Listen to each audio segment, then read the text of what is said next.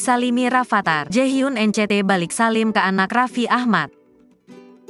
Siapa yang tak kenal dengan boyband NCT asuhan SM Entertainment? Kali ini salah satu subunit NCT Do Jae-jung yang terdiri dari Doyoung, Jaehyun, dan Jungwoo bertandang ke rumah Andara. Tapi yang jadi sorotan tentu saja pertemuan Rafattar dengan Jaehyun. Seperti yang diketahui bahwa selama ini sosok Rafattar dikatakan mirip dengan Jaehyun NCT. Tak jarang nama Rafattar ikut trending karena dinilai mirip dengan idol kelahiran 1997 itu.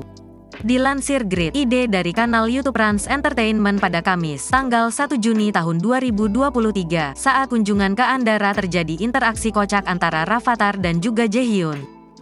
Dalam momen itu Rafattar diperkenalkan Raffi dan Nagita ke Jaehyun dan diminta salim.